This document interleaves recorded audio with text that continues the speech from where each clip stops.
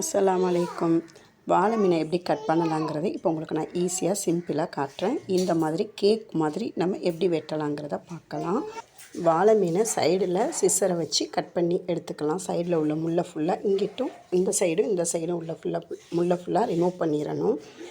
எதுக்காக நம்ம எப்படி கழுவுறோன்னா, வாழை மீனில் அதிகமான முள் இருக்கும், யாராலையுமே சாப்பிட முடியாது. மீன் பிரியர்கள் கண்டிப்பாக சாப்பிடுவாங்க, அது எவ்வளோ முள்ளாக இருந்தாலும். ஆனால் நான் சொல்கிற இந்த மாதிரி நீங்கள் கட் பண்ணால் முள் ஈஸியாக எடுக்க வரும். நம்மளால் ரொம்ப சின்ன சின்ன குட்டி முள்ளுகள்லாம் அழகாக ரிமூவ் ஆயிரும். கண்டிப்பாக நம்ம எல்லாருக்குமே இந்த முள் இல்லைன்னா சாப்பிட்ருவோம்.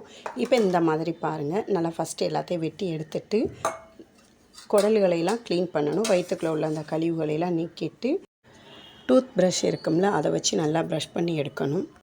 அதாவது கண்டிப்பாக மீனுக்கும் பல் விளக்கணும்.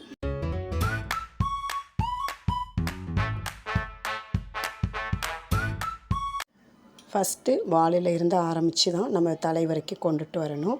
நான் காட்டுற இந்த மாதிரி வெட்டுங்க. வெட்டிட்டு அப்புறம் சைடில் கேக்கு, இப்போ தான் கேக் மாதிரி நம்ம வெட்ட போகிறோம்.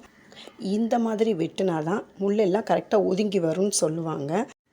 மீனுடைய நீளமும் நல்லா பெருசாக இருக்கும். நீங்களும் ட்ரை பண்ணி பாருங்கள், கண்டிப்பாக இது உங்களுக்கு யூஸ்ஃபுல்லாக இருக்கும். இப்போ மீன் மார்க்கெட்டில் மீன் வாங்கி அங்கே நம்ம கட் பண்ண கொடுக்குறதுக்கு அவங்க அவ்வளோவா சுத்தமாக கட் பண்ணி தரமாட்டாங்க. நம்ம இந்த வீடியோவை பார்த்து நம்ம ஈஸியாக மீனை கட் பண்ணலாம். அதுவும் வாழை மீனை இந்த மாதிரி நான் காட்டுற இந்த ஷேப்பில் கட் பண்ணலாம். கண்டிப்பாக ட்ரை பண்ணி பாருங்கள், உங்களுக்கும் ஈஸியாக முள் எடுக்க வரும்.